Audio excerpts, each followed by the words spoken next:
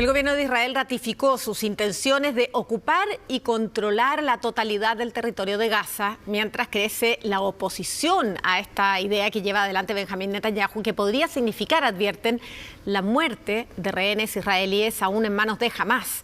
Hoy, en una sesión extraordinaria del Consejo de Seguridad de Naciones Unidas, el hermano de uno de estos rehenes le pidió al primer ministro israelí que reconsidere su idea. La desesperación de llegar con algo de ayuda para Gaza se acrecienta en medio de mayores tensiones por la opción de saber quién tomará el control del enclave. El primer ministro de Israel, Benjamín Netanyahu, reiteró la intención de su país de tomar el control total de Gaza y ya se reunió con sus funcionarios de seguridad para comenzar a planificar la toma de ese territorio, aunque eso signifique que los rehenes restantes puedan eventualmente resultar dañados o incluso ejecutados por Hamás. Aún es necesario derrotar por completo al enemigo en Gaza, liberar a todos nuestros rehenes y garantizar que Gaza ya no representa una amenaza para Israel. No renunciaremos a ninguna de estas tareas. Lo haremos juntos, gracias al gran sacrificio de nuestros combatientes, hombres y mujeres. Una decisión que incluso tiene resistencia desde el interior del comando israelí, con informes que aseguran que el jefe de las fuerzas de defensa, Eyal Zamir, estaría en contra de la campaña de control total. Una resistencia que también se expresa dentro del país por parte de algunos de sus habitantes, como los sobrevivientes al holocausto que llevó adelante el régimen nazi en la Segunda Guerra Mundial. Solo quienes han vivido algo así comprenden de verdad lo que esta pobre gente está sufriendo. Me enfurece que esto no haya terminado e incluso ahora existe el peligro de que para salvarlos mueran más personas. En lugar de poner fin a la guerra, seguimos adelante. Declaro abierta la sesión número 9972 del Consejo de Seguridad. Fue así como comenzó un nuevo Consejo de Seguridad de Naciones Unidas, donde se discutió la situación en Gaza y la búsqueda de una pronta solución al conflicto en Oriente Medio, donde los representantes de Israel y Palestina expresaron sus aprensiones y opiniones, pero donde también se incluyó el relato de Eli David, hermano de Ebiatar, el joven israelí que apareció en las imágenes de Hamás desnutrido y cavando lo que dijo ser su propia tumba.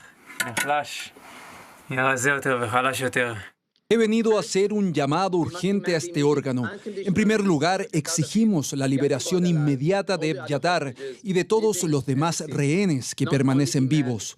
Tenemos que aprovechar todas las instancias y les pedimos a ustedes que lo rescaten y que lo saquen de ese calabozo subterráneo. La intervención de Eli vino acompañada de un emplazamiento a que las ayudas, las pocas que llegan a Gaza, también sean aseguradas a los rehenes, dado el estado que el video de Hamás expuso. Una ayuda que hoy incluyó elementos médicos y sangre para los gazatíes. Más de 61.000 personas han muerto en Gaza según las autoridades sanitarias, con ataques que continúan en un territorio que hoy sufre y con negociaciones totalmente detenidas para que se pueda acabar con la lenta muerte de miles de civiles. Estamos ya junto a Carlos Grace para revisar las noticias internacionales, Carlos. Claro que sí, buenas tardes.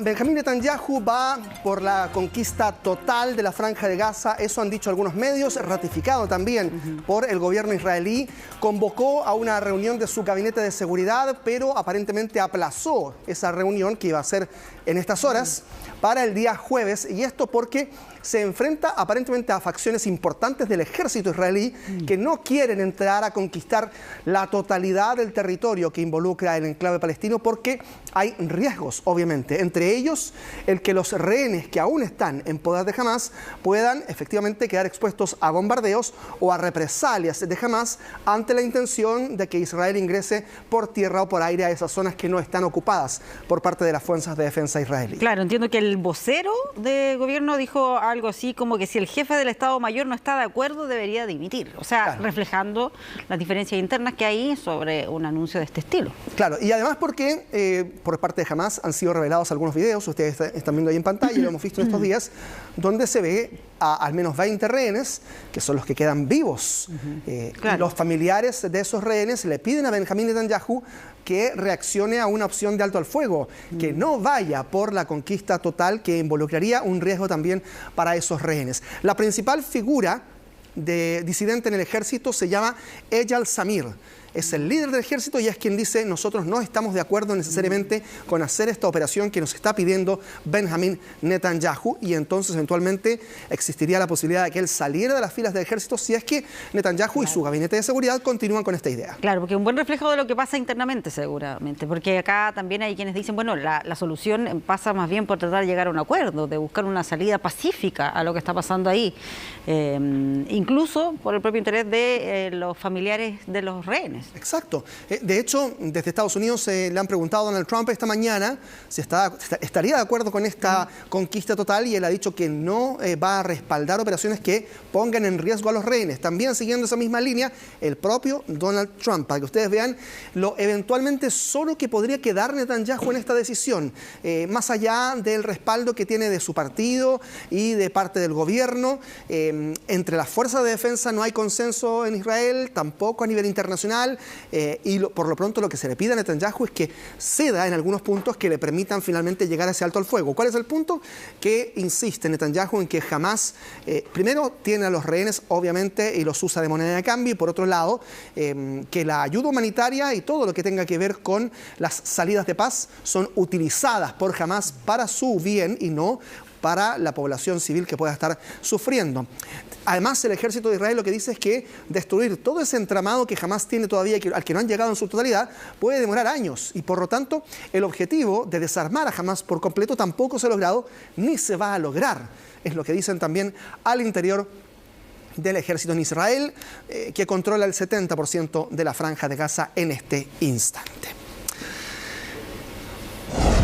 Bueno, en Brasil ya se ha materializado la decisión del juez Alexandre de Moraes de decretar prisión domiciliaria total para Jair Bolsonaro, el expresidente que con tobillera y todo ahora tiene que quedarse en su casa todos los días y todo el día. Hasta ahora lo que podía hacer era salir en el día y entrar entre las 7 de la noche y las 7 de la mañana a su casa para el arresto domiciliario nocturno. Ahora es permanente, y esto porque de Moraes lo que dice es que Bolsonaro no ha hecho caso de las determinaciones cautelares que se le habían pedido. No solo la tobillera, sino también efectivamente no usar las redes sociales, ni realizar actividades políticas o proselitistas o con apoyo masivo.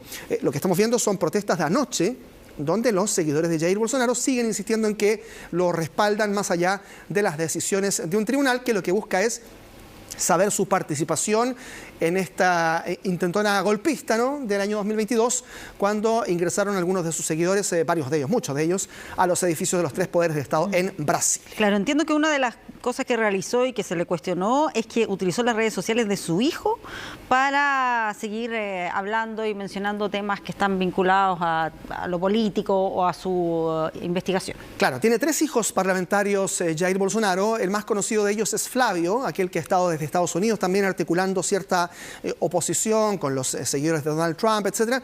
Bueno, lo que dice de Moraes es eso, ¿no? No solo él está sujeto a esa prohibición, sino también su entorno cercano, ampliando también el espectro de prohibiciones del Tribunal Supremo de Brasil, que ha confiscado teléfonos, ha intervenido ciertos métodos de comunicación, y aún así los seguidores de Bolsonaro insisten en respaldarlo, y también obviamente su familia. Lo que ha dicho Bolsonaro es que no se va a detener en su afán de conseguir la justicia, que para él es que finalmente le quiten esa tobillera que está mostrando, y también que determinen que no tuvo ningún tipo de relación con este intento de asalto a los edificios de los poderes del Estado cuando perdió las elecciones con un Lula da Silva que ha anunciado que eventualmente sí podría presentarse a la reelección. Sí, eso, no sé cuántos años tiene, podría tener más de 81, sí, claro, si más de 80 es años. Llegase a ganar esa reelección. Claro, si no eso por un lado. Y por otro lado, con este caudal de apoyo que tiene Bolsonaro, eventualmente sí podría querer presentarse, pero no puede él, Claro. ¿Quién va a tomar ese capital político? ¿Podría ser alguno de sus hijos? Por ejemplo, o Michelle, su esposa, que ha liderado sus últimas manifestaciones. Seguramente veremos a un Bolsonaro enfrentado nuevamente a Lula, no Jair, sino algún otro miembro de su familia.